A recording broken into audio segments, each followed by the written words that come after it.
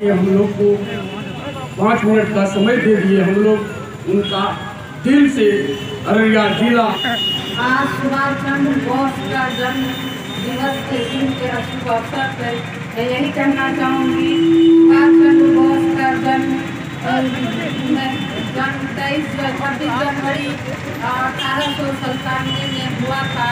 वो यानी बापू जी को भी अपना यानी राष्ट्रपिता का नाम दर्जा दिए थे और आज यही शुभ अवसर और उन्होंने ये भी बहुत सारे नारे सुभाष चंद्र बोस ने लगाए थे। उनमें से एक नारा ये भी था कि तुम मुझे खून दो मैं तुम्हें आज़ादी दूंगी। आज का दिन देश के एक ऐसे महान वीर सपूत को श्रद्धांजलि अर्पित करने का दिन है, जिन्होंने देश की स्वतंत्रता एवं सम्मान के लिए अपना समग्र जीवन देश को समर्पित कर दिया। ऐसे महान वीर सपूत नेताजी सुभाष चंद्र बोस जी के जन्म जयंती के अवसर पर मैं उन्हें श्रद्धांजलि अर्पित करता हूं, उन्हें सतत नमन करता हूं। भारतीय स्वतंत्रता संग्राम के स्वर्णिम इतिहास को यदि हम पलट कर देखें तो नेताजी सुभाष चंद्र बोस का नाम उसमें स्वर्णिम अक्षरों में दर्ज मिलेगा।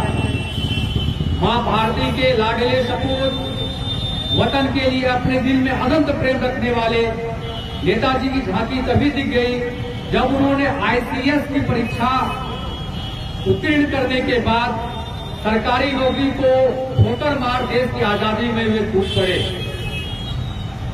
और जल्द ही अपने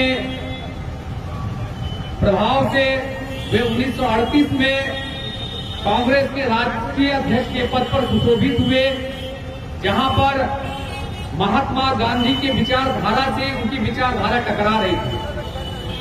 सुभाष चंद्र बोस जी का मानना था कि आजादी हमें ब्रिटिश हुकूमत से मांगने से कभी नहीं मिल सकती है, ये आजादी हमें अंग्रेजों से छीननी पड़ेगी।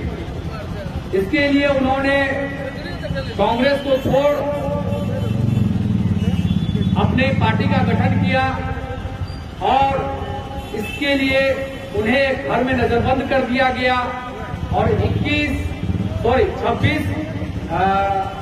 जनवरी 1941 को वे अपने घर से फरार होकर के अफगानिस्तान पहुंचे। अफगानिस्तान के रास्ते रूस गए, रूस से वे जर्मनी पहुंचे, जहां पर हिटलर से उनकी मुलाकात हुई और तत्पश्चात वे आजाद हिंद फौज का गठन किए। उस वक्त आजाद हिंद फौज में लगभग 40,000 सैनिक थे और उन सैनिकों के बीच में जोश भरने के लिए इन्होंने कहा, तुम मुझे खून दो मैं तुम्हें आजादी दूंगा, दिल्ली चलो जैसे नारे इन्होंने दिए।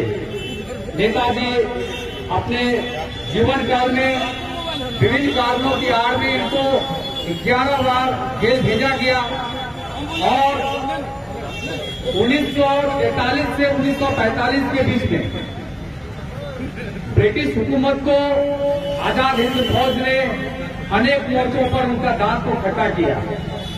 ब्रिटिश हुकूमत को भी एहसास हो गया कि अब यह देश को हमको छोड़ के जाना पड़ेगा।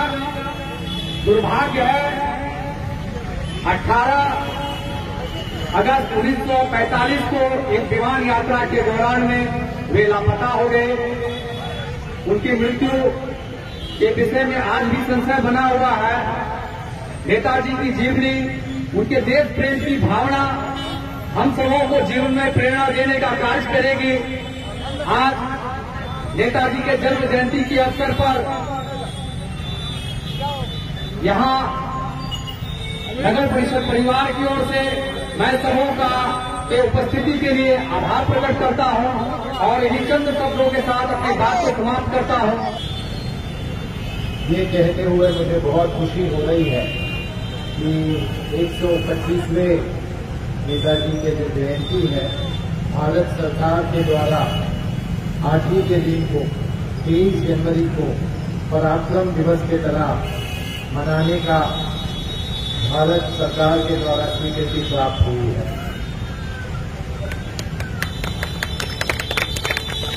आज से लेके आगे से 23 जनवरी जो नेताजी का जो जयंती है पराक्रम दिवस के तरह मनाया जाएगा। 19 तारीख को माननीय प्रधानमंत्री जी के अध्यक्षता में एक उच्च स्तरीय कमेटी गठित की गई थी, इसी को निर्धारण करने के लिए कि पराक्रम दिवस कैसे मनाया जाएगा, क्या कार्यक्रम कराए जाएंगे, कैसे इसको और भव्य स्तर से मनाना है, इस पे उच्च स्तरीय कमेटी गठित की गई है। और आज ही के दिवस को पराक्रम दिवस घोषित भी किया गया है और आज ही के दिन माननीय प्रधानमंत्री जी के द्वारा कोलकाता में पराक्रम दिवस को मनाया भी जाएगा। ये बहुत हर्ष एवं उल्लास की बात है हम सबों के लिए। मुझसे पहले जो वक्ता है नेताजी के जीवन के ऊपर प्रकाश डाली है, तो मैं पुनः उसको रिपीट नहीं करना चाहूंगा। मैं बस नेताजी के जो लाइफ लेसन्स हैं उसके आधार पे क्या उनका जो संघर्ष, क्या उनका जो विपरीत परिस्थितियों में भी जो आगे बढ़ के जो देश को आजाद कराने का जो जज्बा जो उनका था, क्या आज के दिन में क्या हमको प्रेरणा दे सकता है या नहीं, इस पर मैं बात करना चाहूंगा। सबसे पहले तो मैं ये कहना चाहूंगा कि उनके जो विचारधारा उस समय में जितने लागू थे, आज के समय में भी उतना ही लागू है। जैसे मैंने पूर्व में बताया था, कई सारे विषम या विपरीत परिस्थितियों में उन्होंने देश के आजादी के लिए जंग छिड़ी थी। हमसे पहले जो वक्ता हैं उनके द्वारा बताया गया था कि जब उनके जो विचारधारा गांधी जी के विचारधारा से अलग हुए, फिर उन्होंने जो द्वितीय विश्व युद्ध जो चल रहा था उस समय में भी आजादी के जंग लड़ने का विचारधारा उन्होंने रखा था। जब ये कांग्रेस से भिन्न पाया गया तो उसके बाद उन्होंने फॉरवर्ड ब्लॉक अपना स्थापित किया। फिर उसके बाद जब अंग्रेजों ने उनको नजरबंद किया था अपने ही घर में, फिर वो जर्मनी एवं जापान से द्वितीय विश्व युद्ध में उनके साथ मिलकर भारत को आजाद करने के लिए युद्ध छिड़ा था। जब इतने विषम परिस्थिति में उन्होंने लड़ के देश को आजाद बनाया, आज क्या हम सब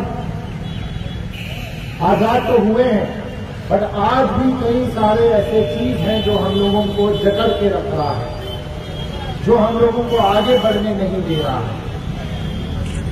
जैसे जाति, धर्म, लिंग एवं विभिन्न भेदभाव है, उससे भी हम लोगों को आजादी पाने की आवश्यकता है।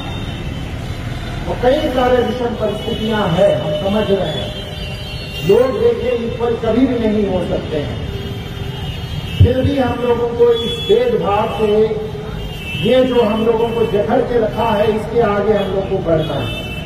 पूर्व में भी जब मैं एसडीओ था, इसी मन से मैंने ये कहा था कि ये भेदभाव से जब हम लोग आगे तभी उभर सकते हैं जब हम लोग शिक्षा को, स्वास्थ्य को प्राथमिकता दें।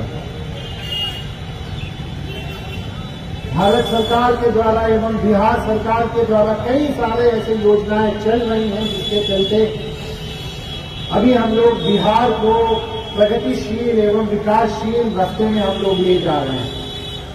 दक्षिण प्रदेश से आता हूं, पहली बार मैं जब बिहार यहाँ पे आया था तो शाम के समय में जब हम लोग गुजरते थे तो हम लोग देखते थे कि गंदगी बनी रहती थी सड़क के किनारे। आज मुझे ये कहते हुए बहुत खुशी हो रही है कि वैसी परिस्थिति आज नहीं। आज हम लोग जब शाम के ओर चलते हैं, शाम को जब सड़क पे चलते हैं तो गंदगी नहीं दिखती है। पूर्व में ये भी होता था कि हमारे जो महिलाएं हैं वो सड़क के किनारे हम लोगों को दिखते रहते थे। आज वैसी स्थिति नहीं है। इसके लिए हम लोगों को खुशी मनाने की भी आवश्यकता है, हर्ष और उल्लास मनाने की आवश्यकता है। जो विचारधारा हमारे यहाँ अभी ये परिवर्तन जो आया है इसको हम लोगों को स्थायीकरण करने की आवश्यकता है।